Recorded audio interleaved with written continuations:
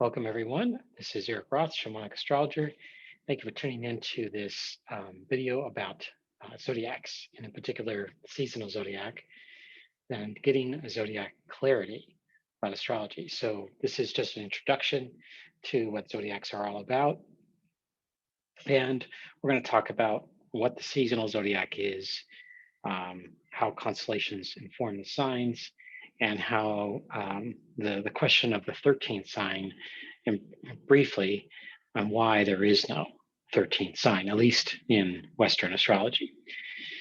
And again, I come as a shamanic astrologer. I come from the perspective of shamanic astrology. So we're going to launch into this and give you the lowdown on all that is the seasonal zodiac and how it's different from a sidereal zodiac, which is what a lot of people refer to as Vedic astrology, Jyotish astrology, and their brethren. Okay. So in this next slide here, there are two major zodiacs that the vast majority of astrologers practice. Of course, there are other kinds of zodiacs. There's zodiacs that come from other cultures in ancient times, all across the globe. But the two main ones that the majority of the population knows about, or especially astrologers, are the seasonal zodiac or tropical zodiac, which is one and the same, and then the sidereal zodiac, which is the one that I mentioned is basically where Vedic or Ayurvedic astrology is based upon. It's a star-based zodiac, whereas the seasonal and or tropical zodiac is based on the seasonal points, equinoxes and solstices of the earth. So this is generally what in here in the West and primarily Europe and North America. And of course, there are other parts of the world that practice this too, but those are where the main, you might say, conglomerations of the astrologers are around this version of astrology. And then, of course, there's quite a mix in Asia and as well as Africa. All right. So why is it called seasonal? Why is it called tropical? I just want to connect people into that space because this is really, really an important point. First off, and this picture comes from a great website actually that gives you a lot of basic tools around eclipses, time and date calendars, and all sorts of goodies called timeanddate.com. So for those that want to tune into that, that's a website I definitely refer people to. Okay, so here is the picture of the Earth, and what we have here is these things called the Tropic of Cancer and Tropic of Capricorn. Roughly 23.5 degrees, or just under 23.5 degrees of, from the equator. So, which would be 0 degrees latitude, so halfway around the globe. But of course, the Earth tilts this amount, about 23.5 degrees. And so that's why these lines are drawn, here on the screen, these dotted lines are drawn, because the Earth goes through its annual tilting back and forth, which creates the seasons. And it's our seasonal experience that is the most intimate. It's the most experiential for ourselves, and why we connect into the seasons. And since the dawn of humanity, it's been extremely important. And so this is that measurement, and this is how much the Earth tilts that far north and south, depending on the time of year. Okay, now that we've covered that, we can look at what a seasonal zodiac is and why, and just based on that, and the tropical and the seasons. So prior to the seasonal zodiac, there really wasn't. The only real system that was there, at least from ancient Mesopotamia, was a sidereal version of the zodiac. It's kind of this, hybridization of other things that have come into that space over thousands of years. There are other cultures throughout the globe that had other zodiacs. For example, uh, uh, in ancient India, they had the sort of a lunar-based nakshatra system that eventually merged with the sidereals much later. The Egyptians had their own version, and there was zodiacs in ancient North America, I guess it is part of North America, the what was historians call Mesoamerica and also South America. Incans, the Mayans, Aztec, those cultures and those that came before them. But since we're talking specifically about the seasonal zodiac, we can say with reasonable authority here that the zodiac came from a combination of factors. One, an astronomer named Euctemon, as well as his colleague Meton, M-E-T-O-N, in 432 BC. And they, in their research, they had developed a tropical calendar, and which became a tropical zodiac, and drawing on the work from the Babylonians earlier. Hipparchus also drew data from that previous understanding and is also credited having made major contributions to the 2nd century BCE about the tropical zodiac. And then it was Euctemon and then Hipparchus later on that provided a breakthrough in understanding how the seasons applied to astronomy and astrology, which were essentially one and the same back then. They were intimately entwined with each other, as which had a very different experience of that study compared to what we have in modern day. So this seasonal zodiac is primarily an Earth-based astrological system that has a strong relationship with the sun, and is anchored at the major seasonal points of the 2 solstices and 2 equinoxes. And then was divided into 12 signs of 30 degrees each. However, when we go back a little further than Hipparchus and Euctemon, we know that the Babylonians in the 5th and 6th century BCE, they were generally credited with the first sort of 12-fold division of the sky. Though, there are arguably that was the case, but of course, we don't know for sure. We know other writings have discovered that date earlier than that, as if they were an earlier 12-fold division, but that's generally how certain researchers uncovered. But of course, that's where these were all the surviving writings. But it's possible, speculatively speaking, that they could have been using it earlier at a certain point. Okay, so what we call the tropical or seasonal zodiac, Robert Powell, in his book History of the Zodiac, his research also suggests it could be called a temporal zodiac. The sun's movement as experienced on Earth, 23.5 degrees north and 23.5 degrees south of the equator formed the area of the zodiacal band.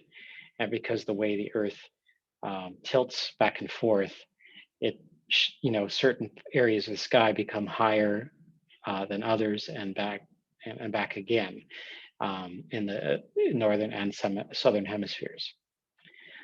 Now, some of the great confusion around the seasonal signs that they're named after the zodiacal constellations along this band of path of the sky called the ecliptic, which is the path that when we look at the sky that the sun travels along. Now, this is an apparent movement. Obviously, we are orbiting the sun here, but from our experience, a human experience being on Earth, this is what we see, what we feel, what we experience overall. So that's why there is some confusion there, or partly why.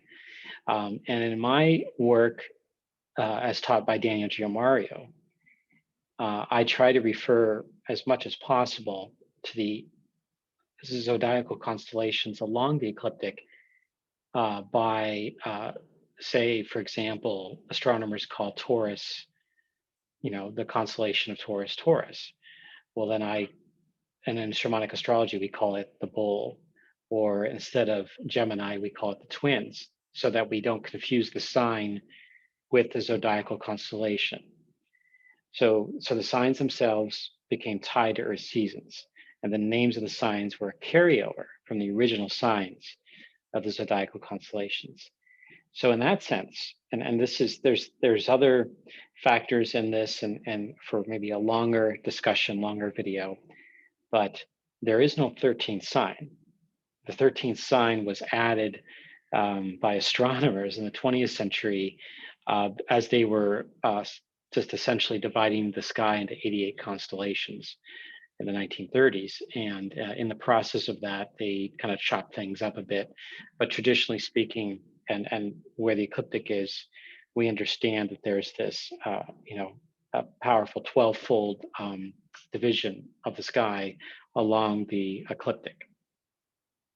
Okay, so just to cover this again, this is part of the reason that certain astronomers will say, well, astrology doesn't work because you're using 12 signs and there should be 13. Well, what is not understood is that in Western astrology, signs are seasonal, so they're connected to the seasonal points of the Earth, and I'm going to get into that here in a moment, and what that looks like in the sky.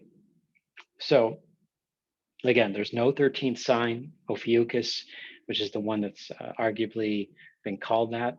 And I will just share that the constellations themselves are really profound and powerful as far as, and the impact in our own psyche and in our own psychology here and who we are and symbolically speaking and how that affects us.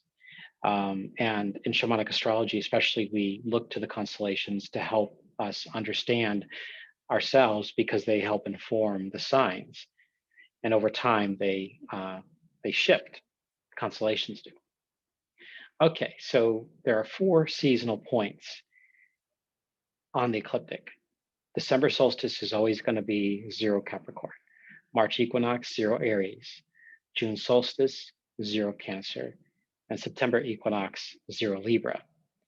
Between each point is 90 degrees of the sun's apparent movement across the sky, which would be the ecliptic. And then over a 26,000 year period, each seasonal point will have every constellation represented along the ecliptic in the background. So the background shifts in relationship to the Earth and its wobble. And this is a phenomenon called the precession of the equinox, which will be in a separate video altogether. But this is kind of, one could say that it'd be good to watch this one and a future video about that. And actually there's a video that I'll refer you to that's an older video, but done by Kaylin Castell, that's really helpful as well. Okay, this is what you're looking at here is the logo of the Shamanic Astrology Mystery School. And it was designed in such a way as to try to represent as much as possible the constellational backgrounds with the seasonal signs. So we have the current solstice and equinox points at each of these here. We can see right at 0 Capricorn and 0 Libra, June solstice at 0 Cancer, and the March equinox at 0 Aries. So you can look at this and determine here the sign and the constellation. We have the priestess constellation behind Libra, for example, and then the Aries sign with the constellation of the fish in general. Now there is some overlap, so it's not a perfect 30-degree division of the constellations. Each constellation size varies from constellation to constellation, but the signs, the seasonal signs, are all 30 degrees each. Okay, and so here are the seasonal points, the seasonal markers.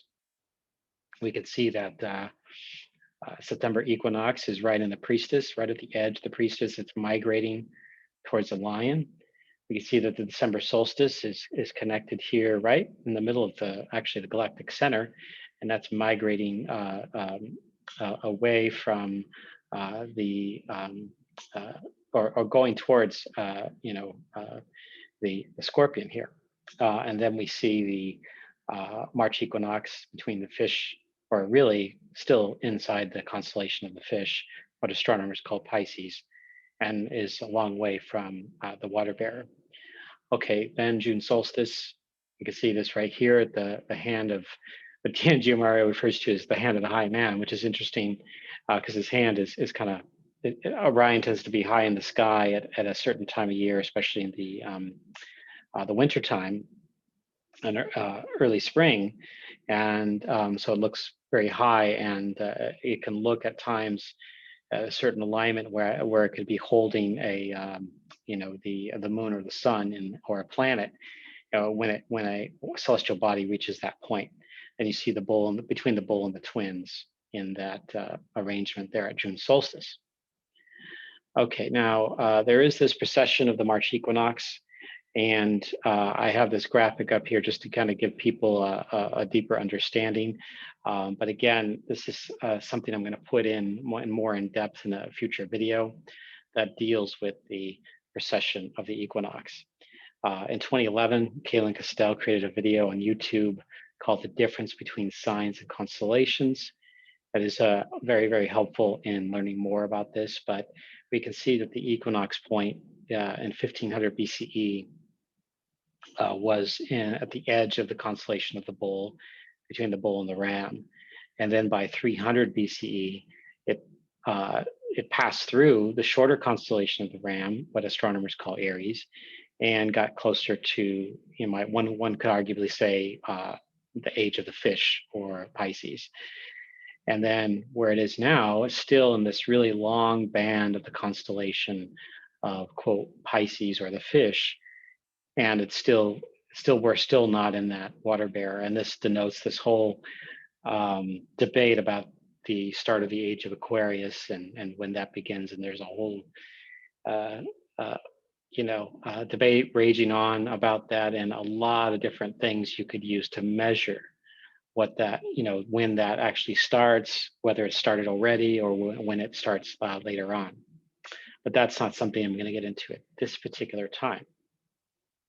Okay, so why does the seasonal zodiac work? Well, this is not an argument that this works, quote, better than the sidereal zodiac, but this is our intimate connection, because it is our relationship with the earth that comes first and foremost, and is most intimate on all sensory and psychic levels.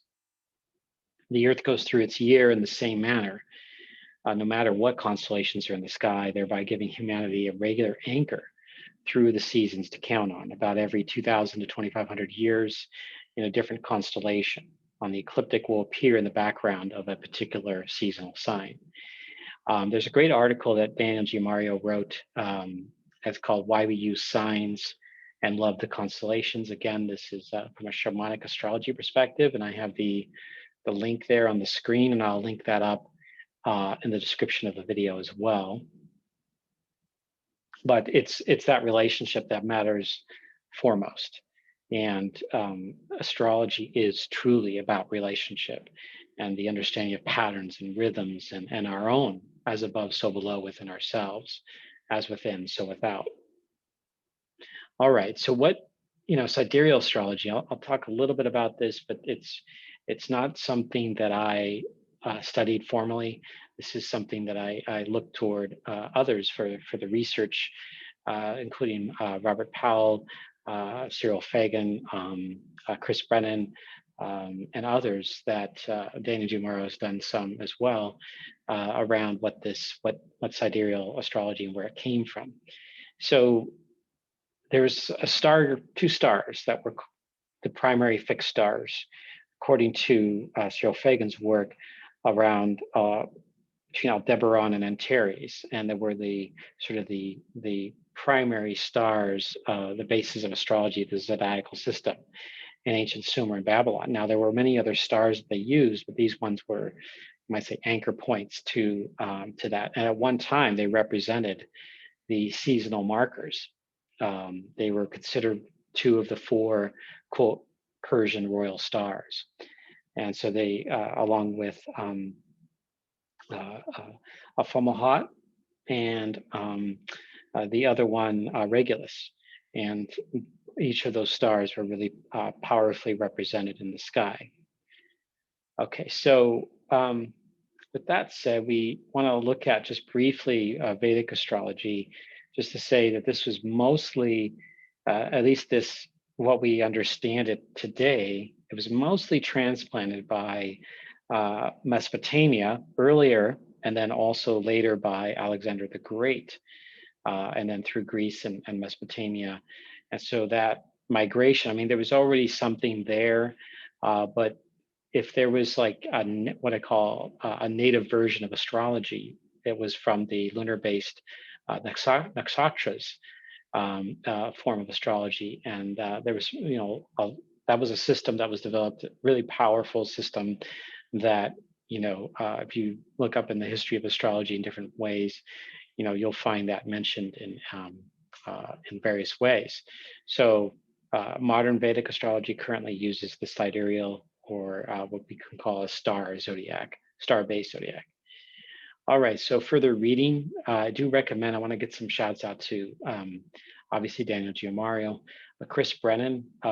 He developed a much more robust research around Hellenistic astrology, especially in the ending period of the first millennial BCE, just before the turn of the millennium at that time. And so he's got podcasts and videos on YouTube as well. And I recommend watching and or listening to Robert Powell, his powerful work, A History of the Zodiac. Really great example of that. And especially my understanding of the man Yuctemon, and looking at Hipparchus and Meton, and others that he writes about in the book. And he goes in how, sort of the murkiness of the transpiring of between sidereal and tropical, and where did those come from. And then there's Nicholas Campion, which wrote two tomes of about the history of Western astrology. That could be a useful resource as well. All right, so this has just been a short presentation about getting clarity about the zodiac and what that is. I hope it's been helpful for everyone here. This is obviously a YouTube channel, but I do all of my work with doing astrology readings, classes and events, astrocartography, and I'm also got, I'm an author of the Sacred Hearth Within about Vesta and astrology. And there's more to come about this, but these are just informational videos out there for people that are new to astrology and what this means, and for those that want to kind of get a basic understanding of certain parts of astrology. And this is what this platform is for. So I look forward to doing more, and I welcome any comments or thoughts or insights, and feel free to subscribe, and if you like what I'm sharing here, and give me a thumbs up. All right, until next time. And I want to give everyone a happy equinox, because this is Equinox Day here, March Equinox Day here in 2021 on March 20th. So, all right, take care, everyone. Dream well.